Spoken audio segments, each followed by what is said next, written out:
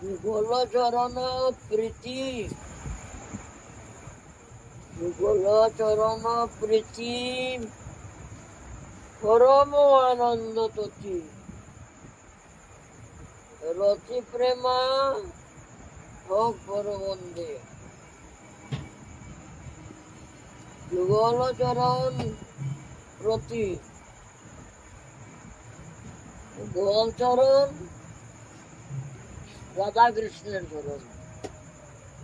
রাধা এবং কৃষ্ণ দুইজনের চরণ, তার নাম যুগল চরণ। যুগল চরণে প্রীতি, প্রীতি অর্থ ভালোবাসা। রাধা কৃষ্ণ একজনকে ভালোবাসবো আর তো দেখবো, না দেখি ভালোবাসা যায় নাকি? কিন্তু এখানে না দেখি ভালোবাসতে লাগে। রাধা কৃষ্ণকে আমরা তো দেখি না, ভালোবাসবো কিরকম? আমাদের ভালোবাসা তো এই জগতের মধ্যে, ভালোবাসা এই জগতের মধ্যে ভালোবাসা। পিতা মাতা ভাই বন্ধু স্ত্রী পুত্র যত আছে তাদের প্রতি আমাদের ভালোবাসা। বলছেন যুগল না এই সমস্ত জগতে ভালোবাসলে কি হবে? নর কল্যাণ হবে। যাকে তুমি ভালোবাসো এত মায়ার বস্তু, মায়ার বস্তুকে ভালোবাসলে তোমার কল্যাণ হবে নাকি? কল্যাণ হবে না। ভালোবাসতে লাগে অপ্রাকৃত বস্তুকে, অপ্রাকৃত বস্তুকে ভগবান অপ্রাকৃত, তার নাম দাম এ সমস্ত অপ্রাকৃত। তাহলে আমি ভালোবাসবো কিরকম? আর দেখি না, দেখি না গেলে তো ভোটের মধ্যে দেখা যায়, ভোটের মধ্যে না থাকে দেখা যাচ্ছে না। এইরকমই দেখতে লাগবে। আর সাক্ষাৎ দেখবো নাকি? সাক্ষাৎ রাধা কৃষ্ণকে দেখবো, ওইটার সাধনা, যারা সাধনা করবে তারা দেখতে পারে রাধা কৃষ্ণ। তারা স্বপ্নেও দেখে, স্বপ্নেও দেখে, যারা ভজন করে স্বপ্নে দেখে। এমনকি রাধা কৃষ্ণ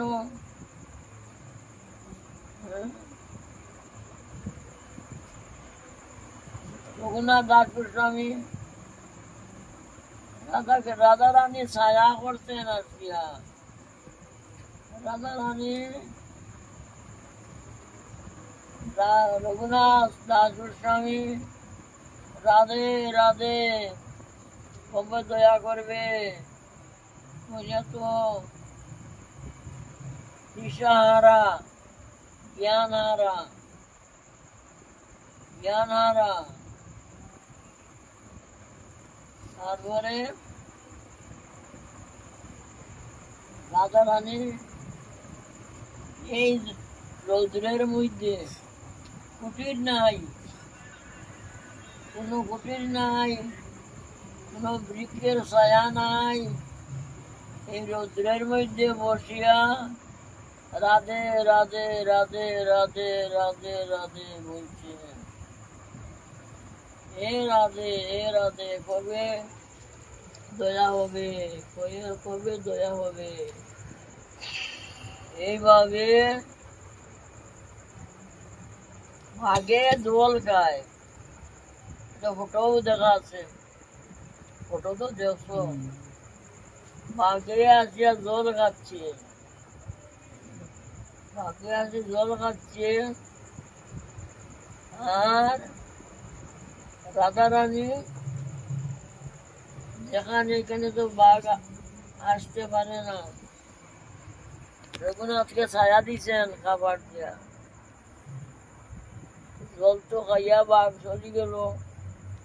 এমন সময় সনাতন গোস্বামী বৃন্দাবন থেকে আসতেছেন, আসিয়া এই অবস্থা দেখছেন। দুই বাঘ জল খাইয়া উঠে যাচ্ছে, আর রাধারানী কাপড় দিয়া রঘুনাথ দাস গোস্বামীকে ছায়া দিচ্ছে। যখন আসলেন রাধারানী অদৃশ্য হয়ে গেলেন, রাধারানী অদৃশ্য হয়ে গেলেন। তারপরে রঘুনাথকে বললেন, এ রঘুনাথ দাস গোস্বামী, তুমি কুটির করো, কেননা তুমি আমরা যারা মহাপ্রভু যাদের আমাদের বৃন্দাবনে পাঠাইছেন, আমরা তো সব মহাপ্রভুর গণ, মহাপ্রভুর আদেশেই তো আমরা আসছি।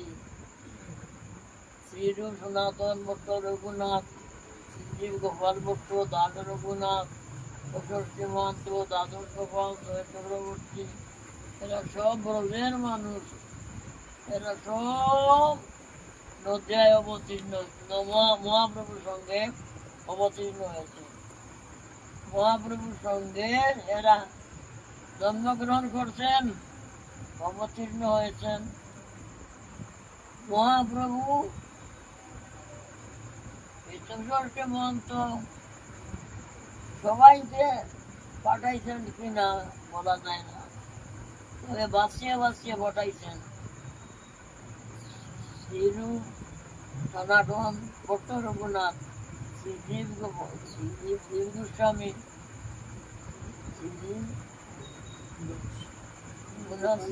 গোপাল ভট্ট, দাস রঘুনাথ, এই ছয় গোস্বামী তো আছেন। তারপরে সর্বপ্রথমে পাঠাইছেন লোকনাথ গোস্বামী। লোকনাথ গোস্বামী সর্বপ্রথম পাঠাইছেন বৃন্দাবনে মহাপ্রভু। তারপরে ছয় গোস্বামী গেছেন, তারপরে আরো আরো আরো আরো যারা যারা গেছেন, পরে যে আসছেন ধীরে ধীরে আস্তে আস্তে। এখন কি অবস্থা আমাদের, এখন তো বাঙালি দেশ হয়ে গেছে, বাংলাদেশ হয়ে গেছে না। যখন তুমি চিন্তা করে দেবো, দাদা কলোনি আছে নাকি, তারপরে পাল কলোনি,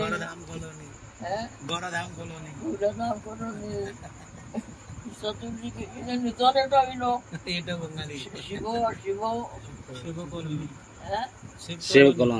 কলোনি বাংলাদেশ হয়ে গেছে না, সব বাংলাদেশ হয়ে গেছে। যাই হোক, মহাপ্রভু কৃপা গো, কৃপা করলে মহাপ্রভুর তো কৃপার অভাব নাই। মহাপ্রভু কৃপা করে পাঠাইছেন, কিন্তু নুন গাই যার, গুণ গাই তার, তার গুণ গায়, যার নুন গাচ্ছি তার তো গুণ গাইতে লাগে। কোন সময় গৌর গৌর বলি, হা গৌরাঙ্গ, হা নিতাই বলিনি দিনের মধ্যে একবার তো উঠতে আসে না, হা গৌর। তোমার কৃপায় আমরা ব্রতবাস করছি, তোমার কৃপায় তো আমরা ব্রতবাস। আর ব্রতবাসী তো রাধা রানীর কৃপার পাত্র, রাধা গোবিন্দের কৃপায় তাদের জন্ম কর্ম ব্রতবাসী। বাঙালি তো আর এখানে ব্রতবাসী নাই।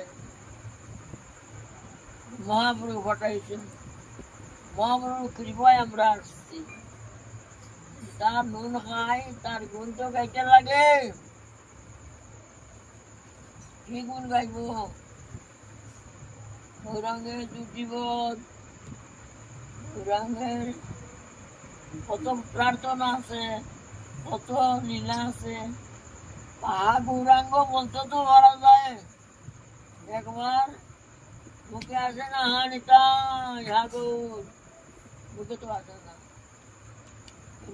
নিমক আরাম আরামি, একবার তার নাম আসে না মুখে, একবার কপালটা লাগেনি তার নিতাই বলিয়া তার চরণে, গৌর বলিয়া তার চরণে কি মাথা লাগে, দণ্ডবতী করি গৌরকে দণ্ডবোধ করি। আরামি নিমক আরাম, আমরা মহাপ্রভু তো কৃপা করছেন আর আমরা হয়েছি নিমক আরাম।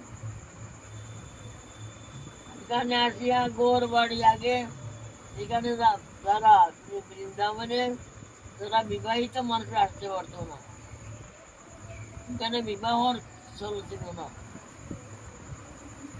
ও এখনো কুসুম সরোবরে পাথরের মধ্যে লেখা আছে, মুসলমানদের আমলে মুসলমান আকবর লিখে দিছে, ফকিরাবাদ, ফকির মুসলমানের ফকির বলে না, আমরা এনে বাবাজি বলি, তারা বলে ফকির, ফকিরাবাদ। এখানে অন্য কিছু কেউ আসতে পারবে না, এই ফকিরাবাদ ফকির বাস করবে। এই সময়ে গৃহস্থ মানুষ আসতে পারতো না, গৃহস্থের নিয়ম আছে না।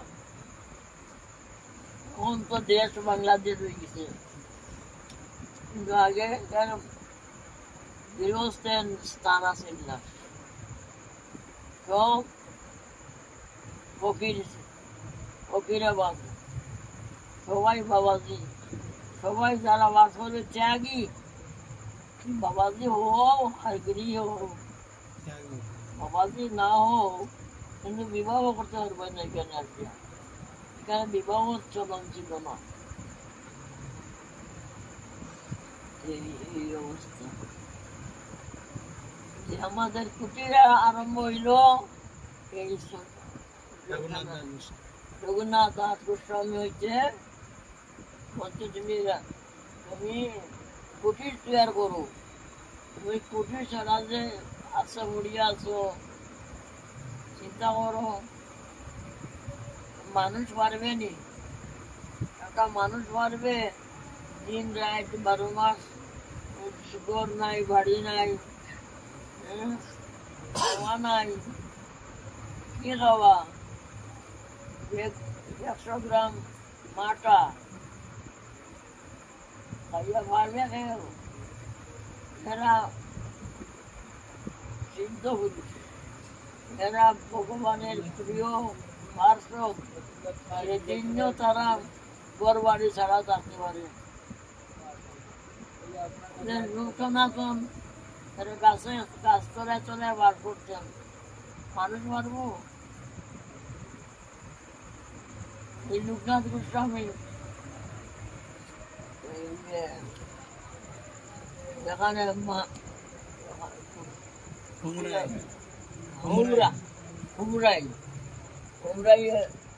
তার কুটির, কিন্তু ওর বাড়ি ছিল না, পরে না কুটিরে উঠি করিল।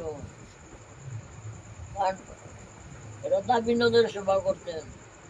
আচ্ছা চিন্তা করো, গোর নাই, বাড়ি নাই, এরা কিরকম সেবা করে? আমরা মন্দিরে সেবা করতে পারছি না, তার ঘর নাই, বাড়ি নাই, কিছু নাই, এর মধ্যে আবার সেবা। এগুলি আমাদের বুঝিয়ে ধরবে না, কেননা এরা মানুষ নয় তো, এরা মানুষ নয়, এরা ব্রজের মানুষ, এই নদিয়ায় জন্ম নিছে, ব্রজের মানুষ এই বাংলায় আজকে জন্ম নিছে, নবদ্বীপে জন্ম নিছে। গোস্বামীগণ সমস্ত ষষ্ঠ মাধব, দ্বাদশ গোপাল, চক্রবর্তী, সব ব্রজের মানুষ। ব্রজের মানুষ ছাড়া এই কঠোর কঠোর সাধনা কেউ করতে পারবে না। আমি তো চিন্তা করি এটা যে গাছতলায় থাকে স্নান করে না, স্নান করে কোথায় তেলের দোকান করে না, আপনার ঘর বাড়ি পায়খানা ঘর কিছু আছে তবু আমরা উঠান না, আমরা অভাব যাচ্ছে। আর তারা ঘর নাই বাড়ি নাই গাছ তোলা কাটিয়া এর মধ্যে আবার গ্রন্থ লেখা, তাল বাতায় গ্রন্থ, এগুলি মানুষের কথা নেই। আমরা আমাদের ভিতরে বিদ্যে আসবে নাকি? তাল বাতায় গ্রন্থ লেখা, কাগজ নাই। এখন বিজ্ঞানে কত কিছু করে দিছে, এখন গ্রন্থ লেখতে চিন্তা নাই, সব ছোট বিজ্ঞানে করছে সব। আগে তো ছিল না, আগুন ছিল না, পাথর আমাদের কোথায় এখন বার করতে লাগতো। তারপরে আগুন ছিল না, জল নাই, আগুন নাই, জল নাই, ঘর নাই, বাড়ি নাই। বৃষ্টি আসবে রাত্রি के दिन বেলা বৃষ্টি আসবে কি রকম। আর মাদুগুড়ি ও দূরে মথুরায় যেতে লাগতো। মথুরায় মানুষ আছে, মথুরা শহর নগর, বৃন্দাবনে মানুষ নাই। কি রকম কঠোর পরিশ্রম করিয়া গেল তারা।